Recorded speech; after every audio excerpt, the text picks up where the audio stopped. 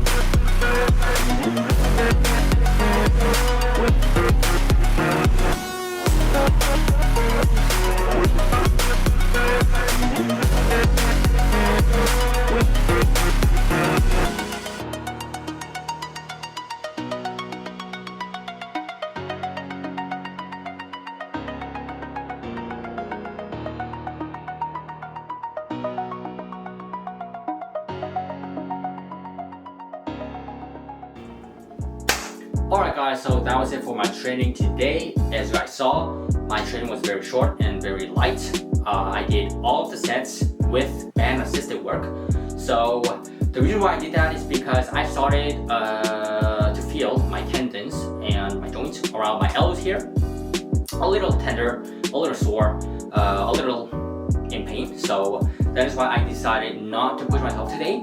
So I just ended up doing some band assisted planche and frontlevers. So I think that's right, because if I manage to push myself somehow with bodyweight trainings, even in straddle or something like that, I would have not been able to recover. So I don't think I'll be able to recover tomorrow if I trained with bodyweight today. So that's why I simply decided not to push myself and just proceed with band assisted trainings. So when I was doing the band assisted work, I was not feeling any sort of pain or like tenderness around my elbows right here. So that was a good sign. So at least I got some planche and frontlever sets done, even in band assisted. So I think that's a good workout today. And if you guys don't know my training split, it is currently 4 days of training per week. So on Mondays, Tuesdays, Thursdays, and Saturdays, that's when I train calisthenics. When I train on Monday and when I try to train on Tuesdays, usually on Tuesdays I do not really feel good. Like I feel like my body is not fully recovered because I train on Monday.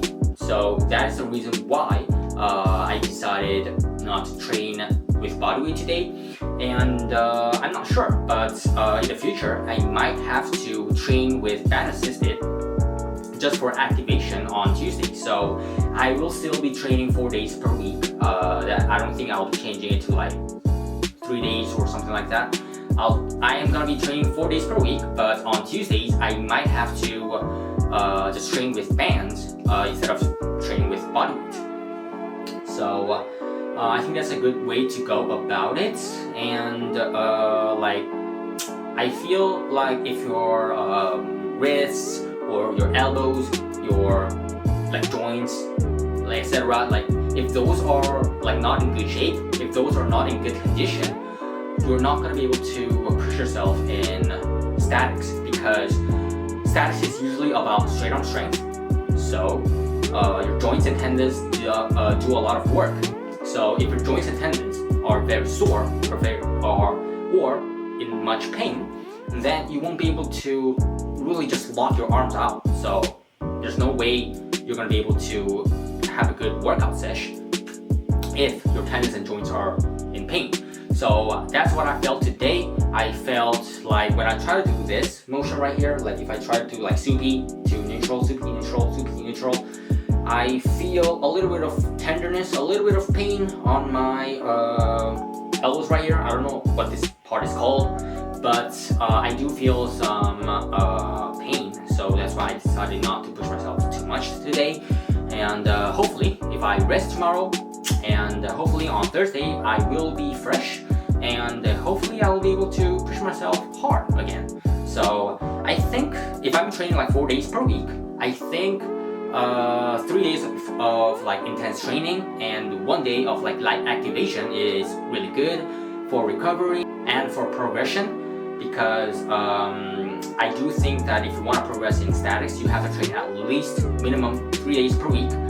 You can always go up to like 5 or 6 days per week, but if you want to do that, you really have to manage your recovery and your training intensity as well, because if you push too much, then you won't be able to recover. And your joints and tendons definitely take a lot longer to recover than your muscles. So you can always train 5 to 6 times per week, but if you want to do that, just try to manage your training intensity, your training hours, and your training sessions in a manageable way, to an extent where you can recover for the next training session.